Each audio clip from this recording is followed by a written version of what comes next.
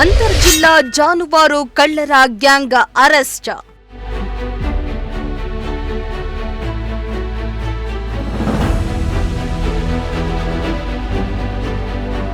ಜಾನುವಾರು ಕದೀಮರನ್ನ ಬಂಧಿಸಿದ್ದೇ ರೋಚಕ.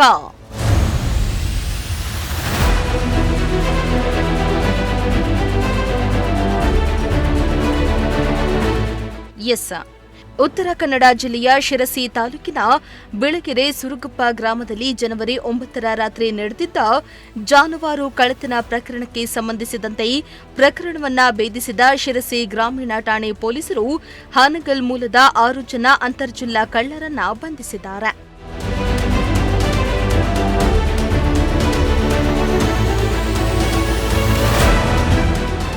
ಹೌದು, ಹಾವೇರಿ ಜಿಲ್ಲೆಯ ಹಾನಗಲ್ ತಾಲೂಕಿನ ಹಿರೂರು ಗ್ರಾಮದ ಗೊಲ್ಲರ ಬಿಡಾರದ 25 ವರ್ಷದ ಮೋಹನ್ ಶೇಖಪ್ಪ ಗೊಲ್ಲರ, 35 ವರ್ಷದ ಬಸವರಾಜ ಅಮ್ಮಣ್ಣಪ್ಪ ಗೊಲ್ಲರ, 22 ವರ್ಷದ ಅವಿನಾಶ್ ರುದ್ರಪ್ಪ ಗೊಲ್ಲರ, 35 ವರ್ಷದ ಸುರೇಶ್ ಫಕೀರಪ್ಪ ಗೊಲ್ಲರ, 47 ವರ್ಷದ ಬಸವರಾಜ ಫಕೀರಪ್ಪ ಗೊಲ್ಲರ ಮತ್ತು 54 ವರ್ಷದ ಆಯುಬ್ ಅನೀಂ ಸಾಬ್ ಬಂಧಿತ ಆರೋಪಿಗಳು ಎನ್ನಲಾಗಿದೆ.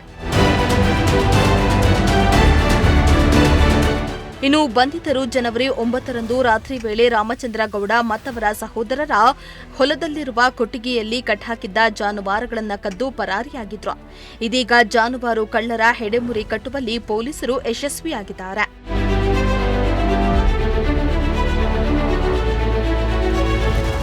Bureau report, Prajashakti TV, Haveri.